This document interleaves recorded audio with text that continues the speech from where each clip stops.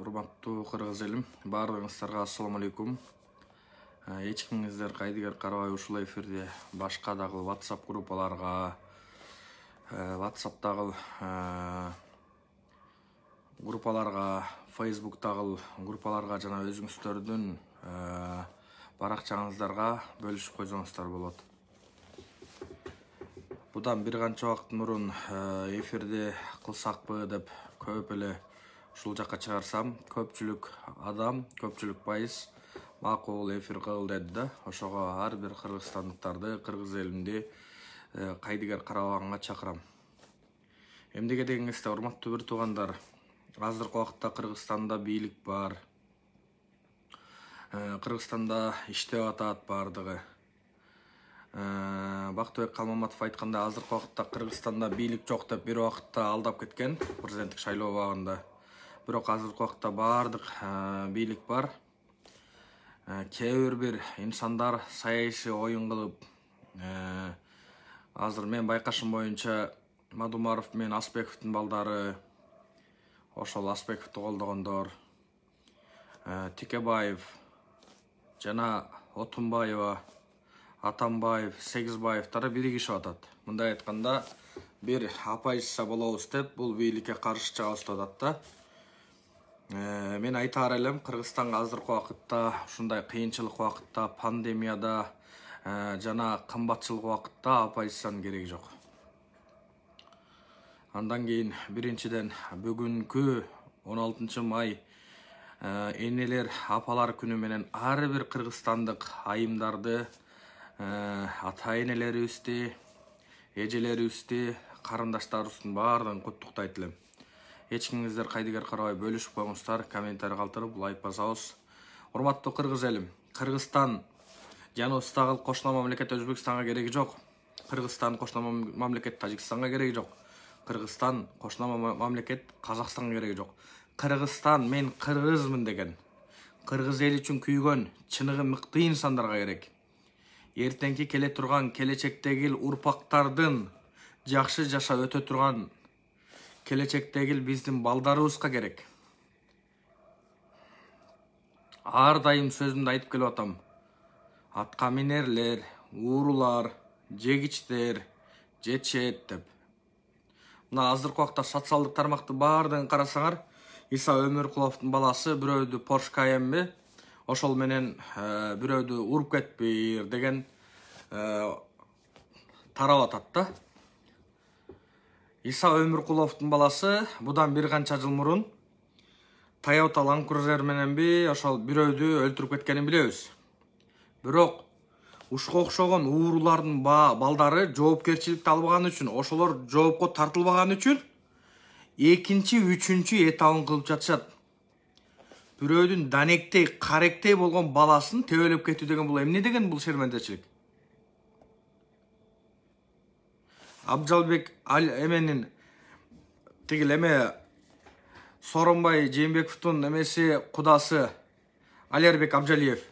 Ошонун балдары деле Ысык Көл областында бир машина адамды тепселеп кеткенин билебиз. Качан ушуга окшогон нерселер кайталана берет. Сен чоңсуңбу, президентсиңби, депутатсыңбы, министрсиңби, сенин дагы закон боюнча жооп бергенге укугуң бар. Көчөдө жүргөн кетмен чапканын дагы. Ошон үчүн Кыргызстандын келечегине кайдыгер карабагыла. Эмне үчүн ушуга окшогон нерселерди азыркы убакытта айтып атам, кээ бириңер айтышыңар мүмкүн, бул айтыла турган сөз эмес. Жок. Канча бала, канча ата эне кыйналып атат, канча ата эне сыздап атат ошондон айынан биринчиден. Экинчиден, азыркы убакытта Садыр Жапаров келип Кыргызстанга өзгөрүү, адилетсиз соттордун баардыгын жоюу, карапайым калк кыйналбасын. Жана биз карыз берген эмес, башка жактан карыз алган эмес, карыз берген мамлекеттерден бололу деп атса, кээ бир инсандар, иштен чыккан ийри жыландар койнунда котур ташын алып, ар бир саясатчы менен кофе ичишип, бир жерде шоколад жешип, бир жерде бир нерсе кылышып, Кыргызстанга бир бүлүк салуу менен аракет да. Токтоткулачы айланайындар. Токтоткулачы силер тажабасаңар, мен да силер менен күрөшкөнгө эч убакта тажабайм.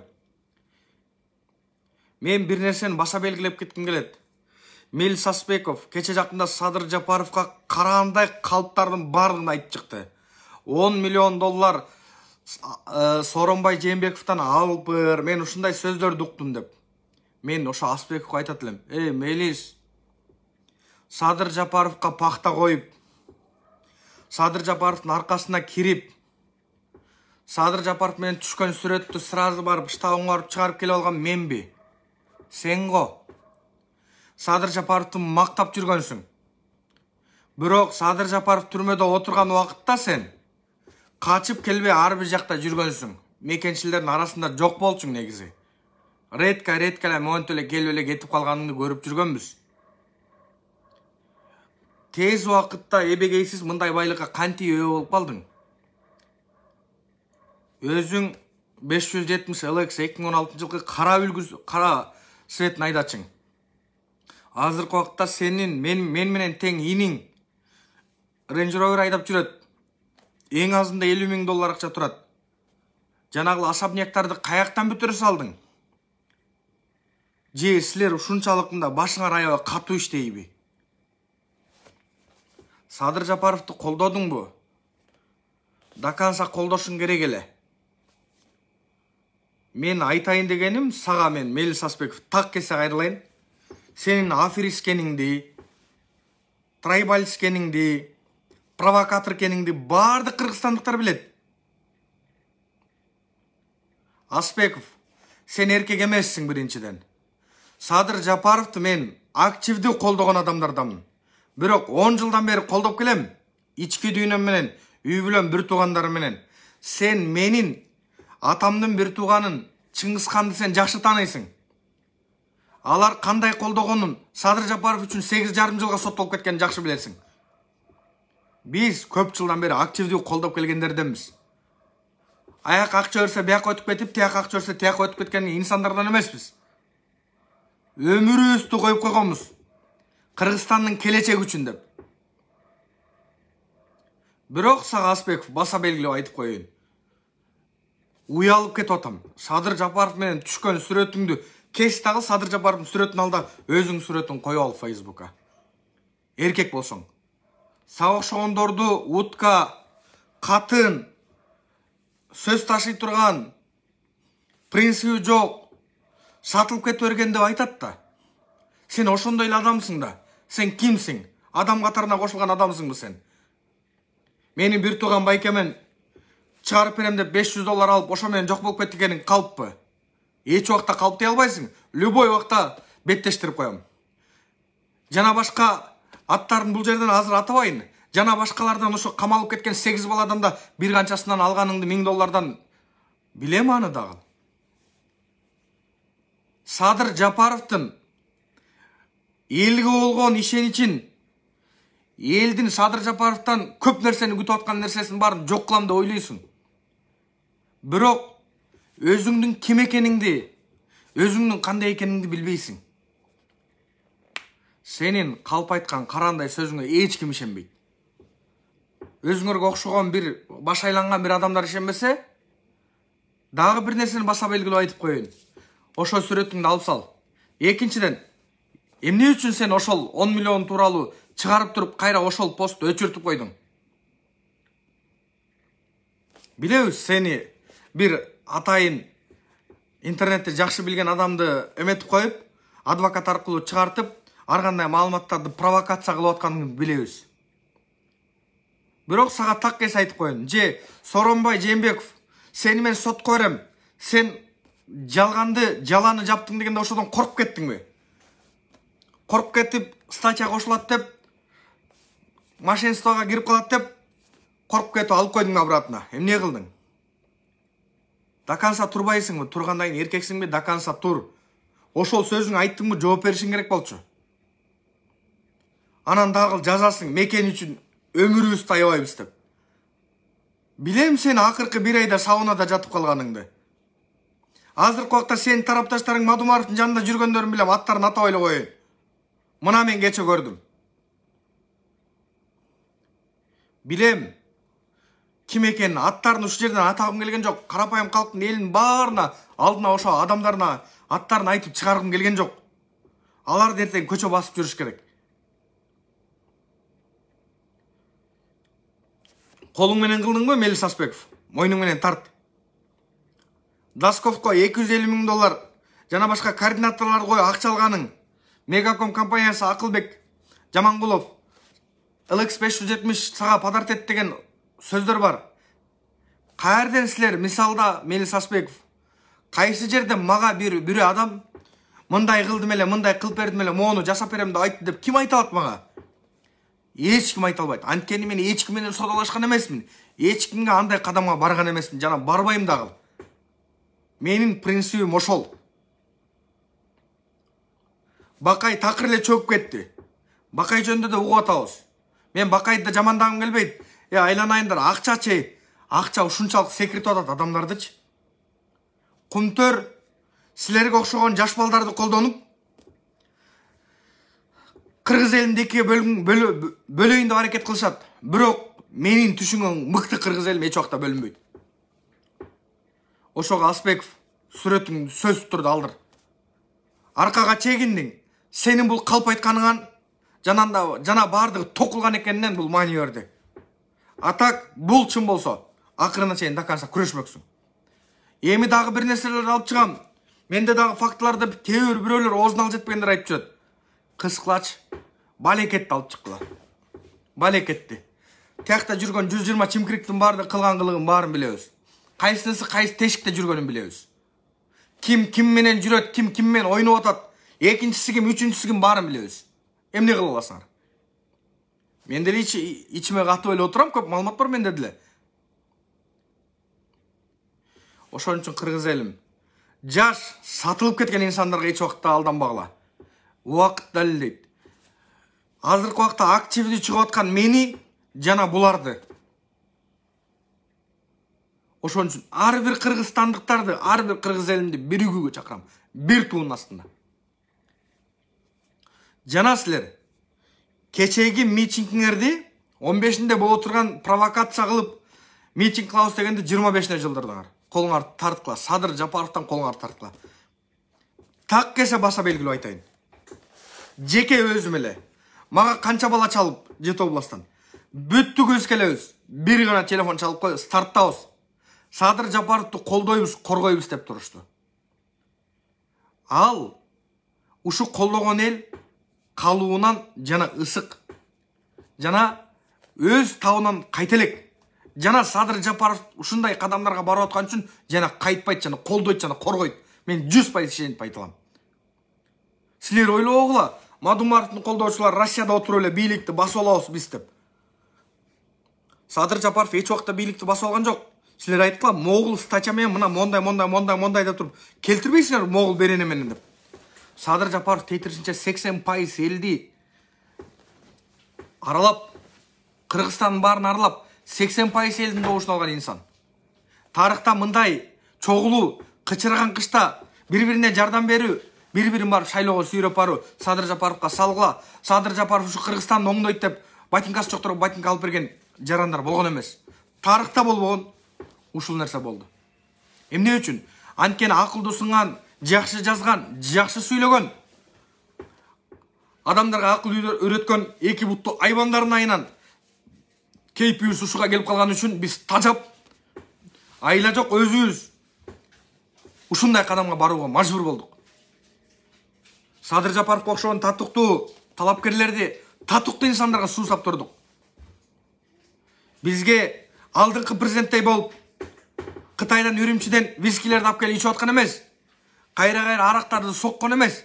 Бизге имандуу, акылдуу, акыл эс тунук инсандар керек болчу бизге. Бирок Аллах Таала насип кылып Садыр Жапаровду кыргыз элин колдоп жана коргоп аткан өзүңөр билесиңер. Акчаңарды чачпагылачы, пожалуйста, суранам. Оппозициялар, ЛГБТ, МПОлор, акчаңарды чачпагылачы, мен силерден суранам. Акчаңар ушунчалык көбөйүп атса, сокулукка баргыла. шаарда канча жерде мына жетимдер үйлөрү бар, ошол жерге баргыла. Жети областта жетимдер үйү бар, ошол эшиги жок, айнеги жок, полу жок. Элементарный эле ошол жерде мындай жата турган кроваттар жок. Шкафтар жок, ошолорго алып бербейсиңерби? Элементарный кийип жүргөн борго кийими, ич кийими, майкасы, мына мен көрүп жүргөн катарчы. Носкилери жыртык. Эмне мынча акчаны асманга сапырасыңар силер? Же ушунчалык акчаңар көппү? Ошол силер борго акчанычы адал эмгек менен тишиңердин кирин соруп, колуңарды мозоль кылып, эртеден кечке иштесеңер, $10,000 эмес, $100,000 эмес, $100 миллион эмес, 10,000 сом эмес, 10 сом коротпойт элеңер. Ар бир гана уюмдар менен каржылашып, ошолор менен каржы маселесин чечип алгансыңар. Бирөөңөр Американын кулусуңар, бирөөңөр Европанын кулусуңар. Токтотпойсуңар бей. Абике көйөштөр. Токтоткулачы, пожалуйста, суранам. Мына азыркы убакта TikToктон да ачып койдум. Instagramдан да ачтым кыргыз элим үчүн депчи. Ушул жакта эле мына азыркы убакта мону өзгөртүп элекмин, жакын арада өзгөртөм. Facebook'tan. Ар бир жактан кирип кыргыз элиме чындыкты айтканга мен аракет кыла берем. Убагында башкы прокуратуранын сураган бир Эргулуус дагы азыркы убакта оппозицияга өтүп, ар кандай бир жакка ойноп атканын көрүп атабыз. Силерге эмне кресло эле керекпи? Болду кылбайсыңар, тооба кылдым, токтоткулачы силер, күйдүрдүңөр го. Бир нерсени баса белгилеп айткым келет. Бир, өзү токмок тарапта жүрөт, аты жөнүн айтпай эле коеюн. Балык баккан бала. Кээ бир инсандар билет, Facebook'ту жакшы колдонгон бала. Бир канча мурун эле азыркы убакта Жеңиш Молдокматовду колдоп калыппыр. Мурда дагы ошолор менен бир болчу. Бирок бир баса белгилеп айтайын. Ошо бала, урматтуу кыргыз элим, Сооронбай Жээнбековду айга күнгө теңешип аткан. Айга күнгө теңеп Сооронбай Жээнбеков алтын, Сооронбай Жээнбеков мындай деп ошого жолугуп кайра сүрөттөрүн чыгарып аткан. Шымына чычып коюу, ошо Сооронбай Жээнбеков пандемияда 6800 адамды өлтүрүп коюп, 3 сомдук масканы 25 сомго чыгарып койсо, унчукпай турбадыңарбы силер? Же эмне шымгарга чычып койдуңарбы ошол убакта? Эмне үчүн адилеттүүлүк, чындыкты айткан эмессиңер? Ошол азыркы убакта Садыр Жапаровду сындайсың сен. Республика партиясына кире качтың кече жакында шайлоодо. Партияга кирген адамдардын баары бузуку. Партияга кирген адамдардын баары Кыргызстан келечегин ойлобогон инсандар. Баса белгилеп айтып коеюн. Ошо партия өлүп калган үчүн, партиянын башчылары өлүп калган үчүн бүтүн Кыргызстан ар намыс ата мекен өнүгүү республика бир бол. Эмнени кылып кыйраттыңар? Эмнени кылдыңар? 2015-жылы Элбирис ушундай секирек жасайт дедиңер беле? Кана Алтынбек Сулаймановдун партиясы эмнени кылып кыйраттыңар? Мисалы айткылачы, чимкириктер. Ата мекен эмнени кылдыңар? Барып Талас областындагы Манастын күмбөзүн басып жаткандан башка эчтеке билбейсиңер. Манастын күмбөзү ошо ата мекендин эмеси. Огород болуп калган. Барсылы ошол жерде иштеген ошол директор ушулардын кулу. Поддержка төбүп турат ошолорго. Садык шер, болос жерлер мурда ошолорго төбүп турчу. Аз деле төбүп турат. Ал канча адамдын боюнан бүтүрдү. Канча адамды семьясын бузду, мисалы, мына Талас областында угуп атам ошону. Ушуга окшогон коррупционерлер, ушуга окшогон акмактардын баарын жоготуш керек. Ким кимди калкалап аткан болсо баарын камаш керек. Кустуруш керек бүттүгүн. Мыйзамсыз ишке барган баарын. Кече жакында Сооронбай Жээнбековду мактап жүргөн, ошол бийликти мактап жүргөн, бүгүнкү убакта Садыр Жапаровго каршы чыгып калды. Садыр Жапаров кимиңерге эмне кылды? Кыргызда сөз бар го, атаңды өлтүргөнгө апаңды бер дейт. Ал эмне деген сөз? Ошонун маанисин билесиңерби? Же силер нукура кыргыз эмессиңерби? Абыке көш калмаксыңарбы? Баса белгилеп айтайынчы. Урматтуу кыргыз элим, иштен чыккан ири жыланга эч кимге алданбоого чакырам. Атаңды өлтүргөнгө апаңды бер деген, ал адам менен мамиле курбай койбо деп атат. Бир адам менен 3 күн мамиле кылбай койсоң, жеген тамагың 3 күндөн нара арам болуп эсептелип кетет. Мен бул балдар менен, булар менен жана Мадумаров, Адахан Кимсамаевич менен дагы, жана башка саясатчылар менен да мен жеке мамилем жок, жана алар менен өч эмесмин. Мен Кыргызстандын келечегине кайдыгер карабаган болгону бир инсанмын. Кээ бир инсандар темирдей тартип, ыйман, ынтымақ деп қойып тұрып, темірдей тартипти алып қойып тұрып, чалдарым, чапан сүйреген чалдармен парламентке барылған көріп атабыз. Списагына кимдерди кошулганын көрүп атабыз. Ошол эле жаш эле балдар аркы партияга сатылып, берки партияга сатылып, аны колдоп, буну колдоп, Facebook'ta эки колун көтөрүп алып деп жүрөт.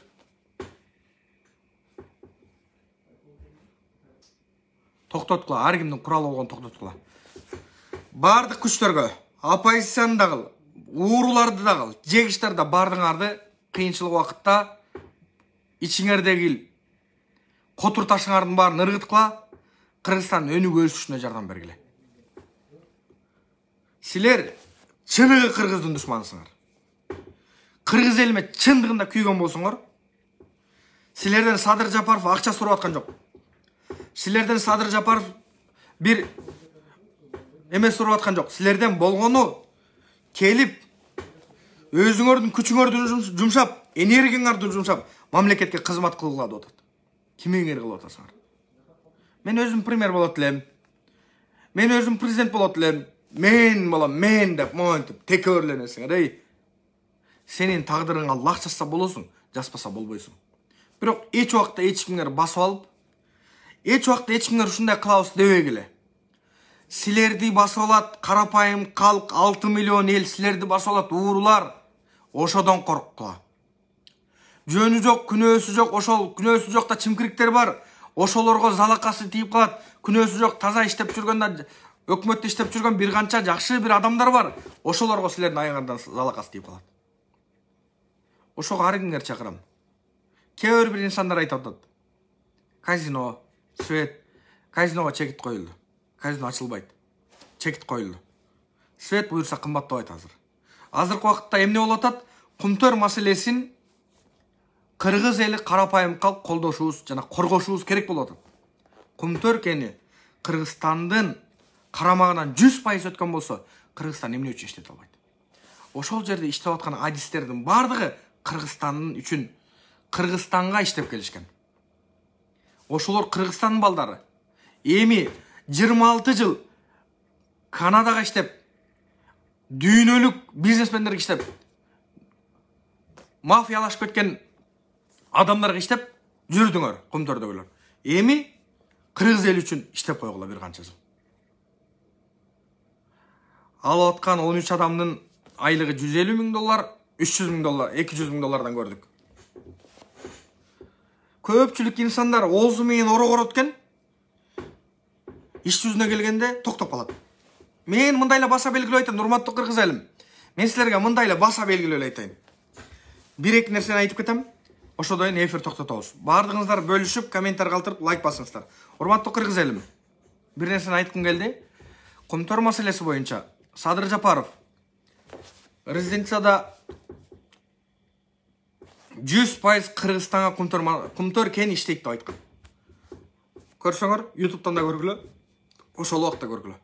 Ошол убакыт келип атат. Буйрса биз алар менен соттошуп, дүйнөлүк сотко берип, алар менен акырына чыкканга буйрса даярданышыбыз керек.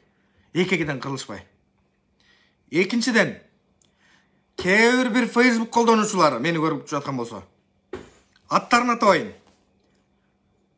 Ошолор кээ бир депутаттардан $200, $500, $1000 алып аткандарын шыбыр-шыбыр кептерди угатабыз. Эмнеге?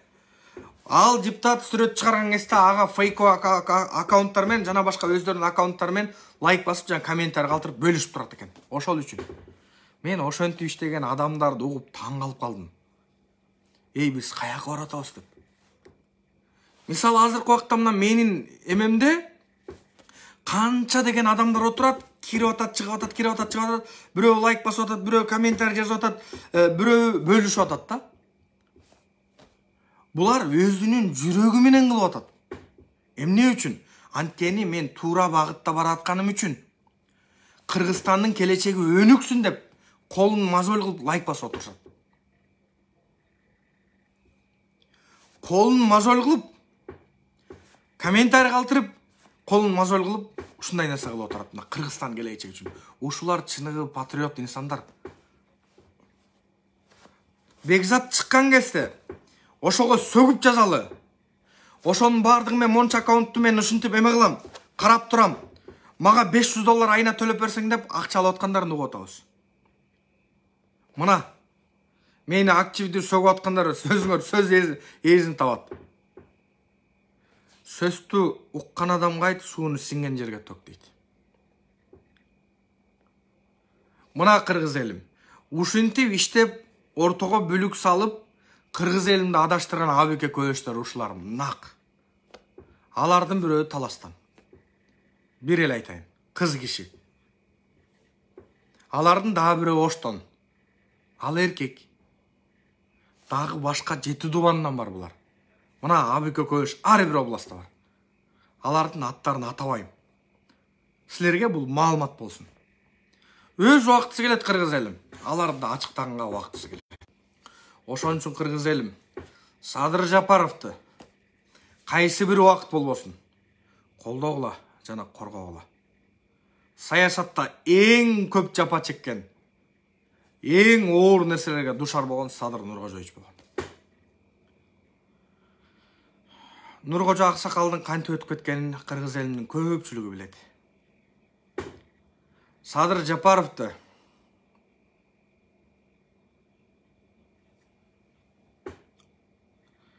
11,5 жылга кесилген укуп, бир канча убакыттан уккан, сразу уккан эмес. Ошодон кийин кеткен. Кулаган.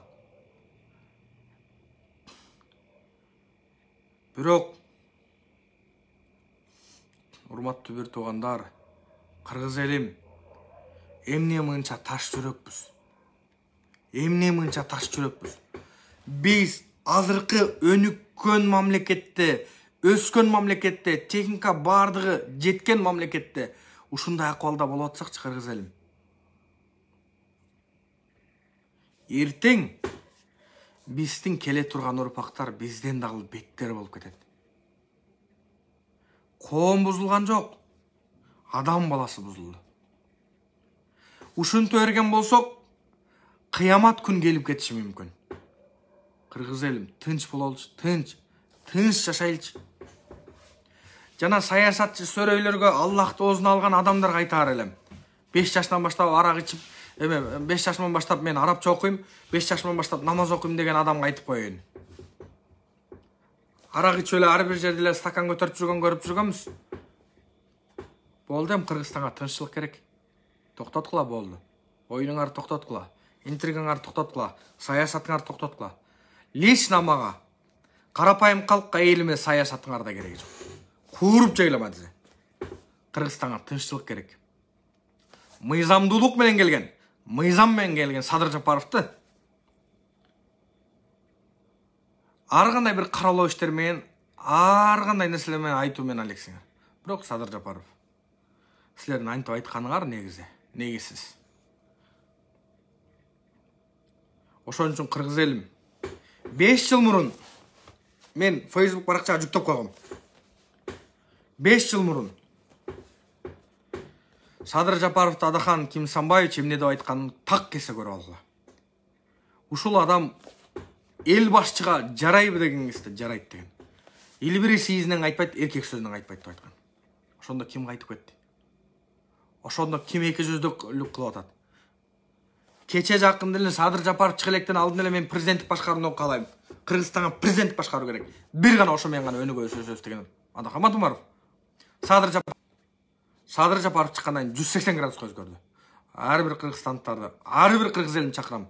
Коркпогонго ар бир кыргыз элинди жалтанбагыла. Биз аркабыз таптаза. Экинчиден, эч убакта мамлекетке кол салган эмеспиз. Мамлекеттин өнүгүп өсүшүнө азыркы убакытта жана келечекте ошону ойлогон инсандарданбыз. Ар бир ушул жерде кайдыгер карабай отурган инсандардын баарын айтар элем. Бөлүшүп, комментарий калтыргыла, лайк баскыла. Урматтуу бир туугандар, баардыгыңарды жакшы көрөм. Ишиңерге ийгилик. Көрүшкөнчө. $500 алып комментарий жазып турган адамдар бар. Атайын жамандап, ошол депутаттар эме кылып койсо, аларды мактап, ушинтип жазып тургандар бар. Сөз эзин табат буюрса. Кудай буюрса, Кудай кааласа баары жакшы болот. Садыр Жапаровду колдогула, коргогула, Кудайым буйрса, Кудай кааласа, ишибиз буйрса оңолот.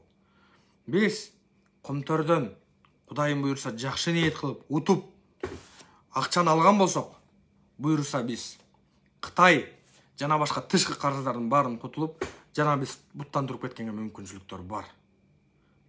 Азыркы убакытта да инвесторлор жана башкалардын баары келип атат. Кудай буйрса, Кудай кааласа, баары жакшы болот.